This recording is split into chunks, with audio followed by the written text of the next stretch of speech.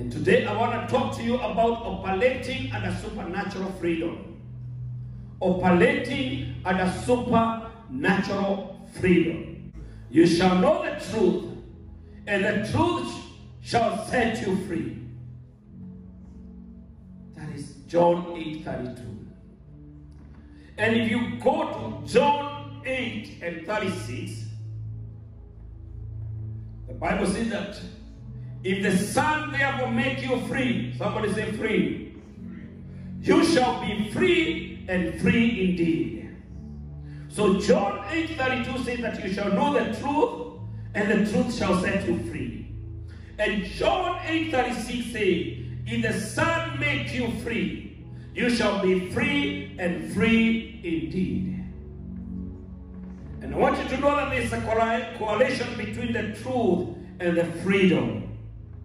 There's a connection between the truth and the freedom. You shall know the truth. And the Bible says that Jesus said, I am the way, the truth, and the life. So if you know Jesus, then you have known the truth. You shall know the truth, and the truth shall set you free. Amen? Because this kingdom of God is full of surprises. And one of the things in the kingdom of God that this kingdom has freedom. And so we have to educate ourselves. The Spirit of God has to teach us how to operate under supernatural freedom. And now when you talk about the truth before we get into operating in the supernatural freedom, you have to know that I told you last week that words are not just for communication, but the words are for creation, especially for those people who are in the household of God. So when you speak a word, you are not just communicating. You speak a word, you are creating. Amen? When you call yourself a millionaire, you are creating a spirit of millionaire in you. Amen? When you call yourself a worshiper, you are creating a level of worship in you in Jesus' mighty name. Amen. When you call yourself a father, even though you don't have a family yet, you are creating a spirit of fatherhood in you in Jesus' mighty name. Words are for creation. And that's why in this season that we are in, it is very important to choose the word that we use in our life and the word that we choose even in the people that surround our lives. You just don't throw words. Amen? When Jesus went to Lazarus' house and Lazarus was dead, Jesus was careful.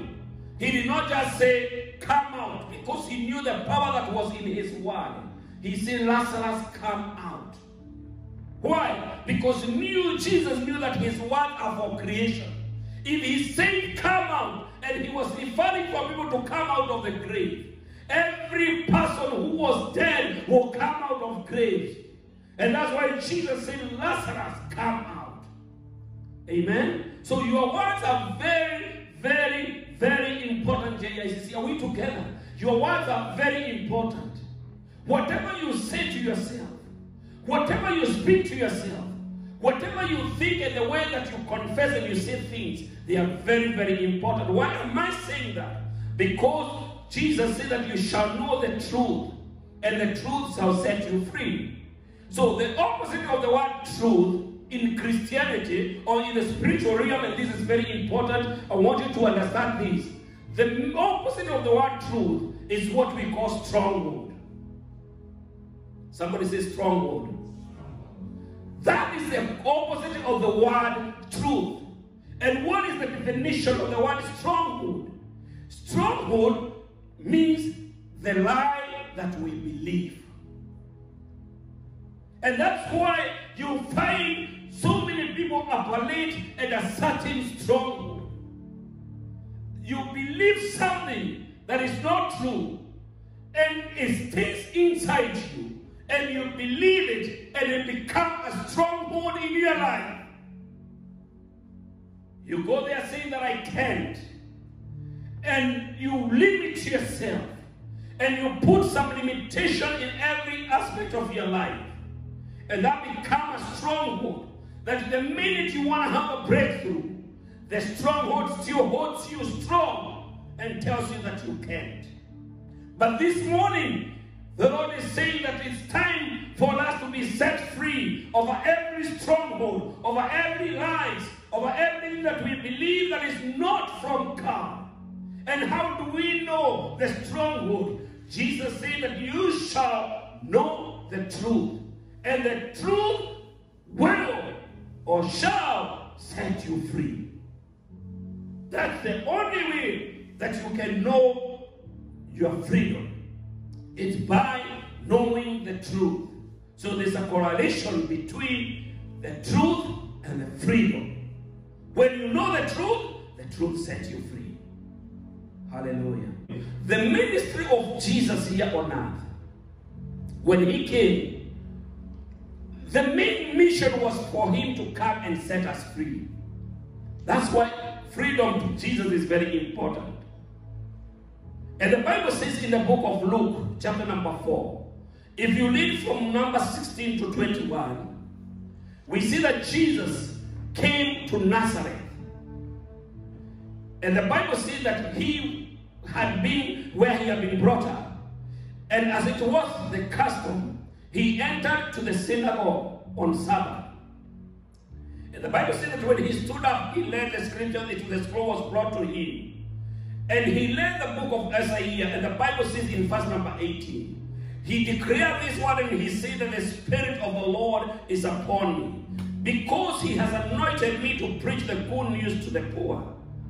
He has sent me to proclaim liberty to the captives, and recovery of the sight to the blind, to release the oppressed, to proclaim the year of the Lord's favor. And then he handed over the scroll to the attendant, and he sat down, and the Bible says that the eyes of everyone of the synagogue were fixed on him. And he began saying, today, this scripture has been fulfilled in your sight. So we have to see that when Jesus came, after he came from the wilderness, he came to Nazareth. And the first thing that they did was to hand over the scroll to him as it was the custom. And when he read the prophecy of prophet Isaiah, the Bible says that he prophesied and he talked about the message of freedom. And he said that this scripture has been fulfilled in your eyes, because what he read was exactly what was happening at the time, and he is the piece that was needed to fulfill the promises and the prophecy of prophet Isaiah. Now, when we talk about operating under supernatural freedom, we have to ask ourselves the main question: what is freedom? What is freedom? Because some words like freedom is something like love. You cannot define it until you experience it. You may try to put words to define it, but the minute you are experiencing it, that's how you know how it really means. But freedom, according to the dictionary, is the power or the right to act, or to speak, or to think as one wants. And I know most people say, I want to think as I want. I want to speak as I want. Without hindrance or without restraint. That is what is called freedom. And the freedom is also the state of not being imprisoned or even in slavery. So we're in that situation where you're not enslaved or you're not in prison, then you have freedom. Amen. And thank God, because it's not because we are very good law-abiding citizens that we are not in prison. It is by the grace of God that we are free. Praise the Lord. There are so many instances, there are so many areas, there are so many things that could have made you to be in prison. But it is by God's grace that me and you are here and are enjoying the freedom. Praise the Lord. So if you have no freedom, then it means you are captive. That's why we hear the children of Israel, they were in captivity. And when you're in captivity, it means you can't move. If you have no freedom, it means you are a hostage. And meaning that you've been deprived every privilege and every power and every freedom. You are a hostage. And if you are a hostage does not mean that you are dead, but it means you are powerless. And there are so many Christians today. Yes, they are alive, we see them, but they are powerless. They don't know the power they possess. They don't know that their word are used for creation. That's why every time they go, they don't even know the right word to use. They become powerless. If you don't have freedom, it means you are not accessible. Because those people who are in prison, they are not accessible to everybody. So if you don't have freedom, you're not accessible. Thank God for the freedom that we are carrying today.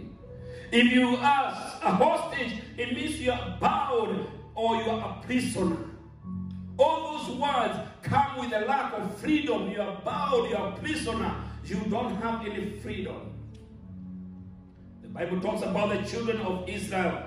They were hostage for over 400 years in Egypt. And the Bible says that God, we talk about the I Am last Sunday. The Bible says that the I Am called Moses to go and deliver the children of Israel. And the official statement that was given to Moses, because Moses asked God, you are sending me to go and talk to Pharaoh and tell them that to let your people go. But the official statement that was said by God, he told them, go and tell Pharaoh, let my people go. That was the official statement. And what does that translate to me? It means he was telling him, go and tell Pharaoh to set my people free. This morning, I come under the authority in the mighty name of Jesus. And I'm declaring that everything that has been bidding you hostage, I declare at the sound of my voice, may the Lord God Almighty set you free today in Jesus' name. Hallelujah. When the Lord said to Moses, go tell Pharaoh, let my people go, these were not the words from Moses. These were the words that came from the heart of the Father.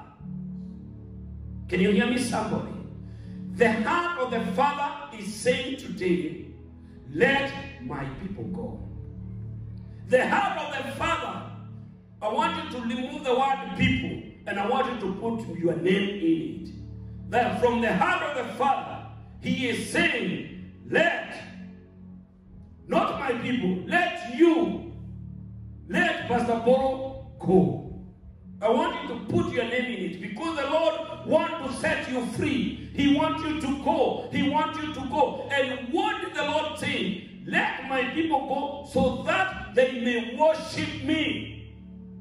So the Lord was not setting them free just for the sake of setting them free. He was setting them free so that they can worship him. Hallelujah. So if this one were coming from the heart of the Father, that means it was the will of the Father for the people to be set free. So it is the will of God for you to be set free. Amen. Is there somebody who is struggling with any addiction here today? Is there anybody who is struggling with any stronghold today? It is the will of the Father to be set free. Now the enemy wants to continue with isolation. There are people who are still isolated. There are people, their mind is isolated right now. And the reason why the enemy is isolating people, he is not isolating you that you can be better. The enemy wants to isolate you so that he can kill you over there. The Bible says in the book of John 10:10 that the work of the devil is to steal, kill, and destroy. So when the enemy isolates you and move you from the crowd, move you from the people, move you from your society, move you from the church, it is easier for him to deal with you when you are in isolation. You cannot come in contact with others. The enemy wants you to remain in that situation. And I pray in the mighty name of Jesus that if there's anybody that has been isolated by the enemy, we refuse and we call down those isolation in the name of Jesus. Hallelujah. So the reason that the enemy wants to isolate people, he wants to isolate you so that you can die there in isolation. Amen. And when he isolates you, the enemy does not need a big door for him to isolate. He just needs an inch and he'll take you a mile. The enemy just needs a very small door to come into your life. And one of the doors that the enemy used in the year 2020 was the door by the name of fear. He used that door to so many people. And he came in our heart. We allowed him in our mind. We allowed him in our churches. We allowed him in our places of work. We allowed him to take over the country. We allowed him to take over the nation and the world. We allowed the enemy to continue pushing people. But the Lord is saying as we start this new season, the second half of 2021, he is looking for men and women that will understand the schemes of the enemy, that will say that the enemy is not going to isolate my family. The enemy is not going to isolate me. I am going to enjoy the freedom that God has given me in Jesus' mighty name. Somebody give God praise all over this house and say, I am going to enjoy the freedom. I am going to enjoy freedom in the name of Jesus. Hallelujah. I am going to enjoy freedom in the name of Jesus. Hallelujah. As I wind up, the scripture that we learned in the book of Luke, chapter number 4, verse number 16 to 21, it gives us an account of Jesus when he left Jordan. And we know when Jesus came, he started with Jordan, where he was baptized by John the Baptist. You all remember that. And when he was baptized by John the Baptist, the Bible says that the voice came from heaven. And the voice declared that this is my son in whom I'm well pleased. That was a stamp of God to Jesus. And that was a stamp of God to the work of John the Baptist. That whatever he was doing, he was aligning with the vision, to the mission and the vision of God. And after that, when Jesus left after being baptized by John the Baptist, the Bible says that the Spirit of God led him to the wilderness. And when he went to the wilderness, he went there and he fasted for 40 days. And he was tempted by the enemy 3 times. And he overcame the temptation of the enemy. Then from there, he left from the wilderness and he went to Galilee. Are you walking with me the journey? And he went to Galilee. And when he went to Galilee, the Bible says that he preached there. And people were in love with the ministry of this young man that was preaching. And he told them that I'm going to leave from Galilee. And now he went to his hometown of Nazareth. And when he went there, he went to the synagogue on Sabbath. And that's where we read the scripture. That is where John 4, verse number 16 and 21 says that was in Nazareth, that the scripture was, the scroll was handed over to him. And when he talked about that scripture, when he was talking about the prophetic word of Isaiah, the Bible says that the meaning of the word Isaiah meaning God is our salvation. And in Hebrews, the word Isaiah is what we call Yeshayahu. So that's the meaning of the word Isaiah. So that's what Jesus was preaching. He was leading the prophetic word that was written by Isaiah. And what happened over there, people did not accept him. Even though that this was his birthplace, this is where he grew up in Nazareth, they did not accept him over there. But Jesus, when he preached that word, he talked about freedom to the people. He declared the word of freedom, and he told them that I am here to set the captive free. Praise the Lord. So what Jesus was doing, he was helping men and women in this world to walk at the freedom. And that's why we see that when he started after that, he started touching the sick and healing them in his name. And from there, he started casting out demons. And he was doing all these things so that people may know that the prophetic word that was spoken over his life to set the captive free, the season was here. And I am declaring that this morning, as you walk with the life of Jesus, you are entering into the season where you're going to walk with the supernatural freedom that was granted unto us through the coming of Jesus. The fact that Jesus Christ is your Lord and Savior, he has given you the same authority that you may walk and set people free, so that you may pray for the sick and they'll be healed in the name of Jesus. That you may pray for those people who are deprived peace, and they'll have peace in the name of Jesus. The Lord is preparing you and me so that when we walk to the world, we'll go and be a difference maker to the world. The Lord is looking for movers and shakers of this world, and you are one of them in Jesus' name. So the Lord is looking for movers and shakers in Jesus' name. People that will go and make a difference. So when you start operating under supernatural freedom, I want to talk about 4 things that you're going to discover, and then we're going to pray. Are you ready for them? When you start operating under supernatural freedom, number 1, you will discover that the purpose of your purpose here on earth is to worship God and Him alone. That is your main purpose here on earth. You are not created to come here and do doubles. Doubles are good, amen? Praise the Lord. You are not created to just come here and eat and go home, amen? Eating is good, amen? But you are created to worship God and God alone, amen? You are not created to make dollars, amen? Dollars will come when you worship. Hallelujah. So some of you are busy chasing dollars instead of chasing the name of the Lord. You chase the name of the Lord, the dollars will be chasing after you. Hallelujah. Do you get the formula? You keep on chasing the dollar will keep chasing you, and you're gonna go like parallel lines. But you chase the name of the Lord, the dollar will come chasing after you, looking for you in Jesus' name. Amen. So your purpose on this world is to worship Him and worship Him alone. That's why the Lord said, let my people go so that they may come and worship Him. Can you believe how beautiful it is? Imagine you are created to worship. You worship here on earth, and when you leave this world, you continue to worship in heaven. I don't want you to be a stranger in heaven when you get there, and you don't even know what people are doing. When the angels are bowing down day in, day out, you'll be left behind because you don't know. You have to practice how to worship here on earth.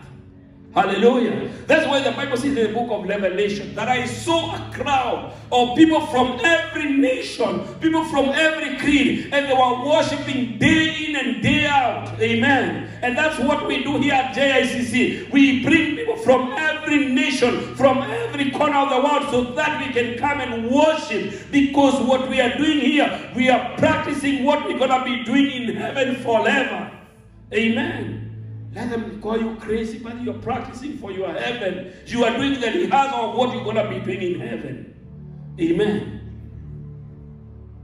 Number 2, you will discover when you start operating under supernatural freedom. Number 1, I said you're going to discover your purpose on earth is here to worship. Number 2, you will discover that you are what God says you are, and that is final. You will discover that you're what God says that you are, and that is final. And once you know that you are what God says that you are, your opinion of others will not be validated in their life. See, the problem is sometimes instead of believing what the Word of God says about us, we tend to look the opinion of others upon our life. If God says you are blessed, don't go asking others, because others will see what they see. They see misery, they will call you miserable. They see as if you are not an achiever, they will call you an achiever. They will name you all kind of names and all kind of definition. And if you believe it, then you're going to become what you are doing, because the Lord will honor the desires of your heart. But if you believe what the Word of God says, and you know that you discover what the Lord says about you is final, then you are not going to be intimidated by any junior or senior demons, whether from where or wherever it comes from. Hallelujah. No junior or senior devil will ever intimidate you. Amen. Number 3, you will discover the truth here on earth. You will discover the truth here on earth. When you start operating under supernatural freedom, you will discover the truth here on earth. Why? Because the Bible says that you shall know the truth, and the truth shall set you free. So instead of looking at the hierarchies and the opinion of others, you will discover the truth. And once you discover the truth, you will go far in Jesus' name. Amen. Do you want to be free today? Discover the truth. Amen. And the truth is in the Word of God. I have a question for you. When is the last time that you made the Word of God to be your best friend? I know with the technology now, Google has become one of our best friends, because everything we ask Google. When you feel your heart is broken, you ask Google. When you feel like you are broke, and you feel like when you wake up one day and you feel you're so down, you go to Google and you ask Google. But I want to switch your expectation from Google to the Word of God. Praise the Lord. When you feel you are down, all the answers are here. Why? Because the creator of human being, who is God, created everything and he loaded it over here. Everything that we need is over here. This should be your best friend. This should be your best friend. Hallelujah. I'm giving you the challenge as we start this year. Make Bible your best friend, and your life will never be the same again. Amen. Finally, when you start operating under supernatural freedom, you will have rest, and your joy will be complete. You will have rest, and your joy will be complete. There are so many people who are restless today, all over the place. Have you ever sat down with somebody and you talk with them and you see them, they are all over the place? They are not rested. They are not settled. They are not settled. They have flights of ideas everywhere. But the Lord wants you to know, when you know His Word, when you know His promises, you'll be settled, somebody.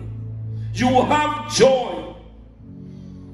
Your mind will be settled because you know the promises of God toward your life. You know the season, that even though you are going through the season of fire, instead of you being humiliated and instead of being worried, you just know that it's just a season and you come through it. Amen. The Bible says in the book of Matthew chapter number 11, and I'm winding up, verse number 28. Come unto me, all that you are labored and heavy laden, and I will give you rest. Take my yoke upon you and learn from me, for I am weak and low in heart, and you shall find rest upon your souls. For my yoke is easy and my burden is light. My burden is light. My burden is light. Is there somebody who came to the house today and you feel like there are so many things that are putting you down? You feel like you have so many burdens in your life. The Lord is saying that you bring unto him and you exchange with him and you take the yoke of Jesus and you go home with your heart that is so light in Jesus' name.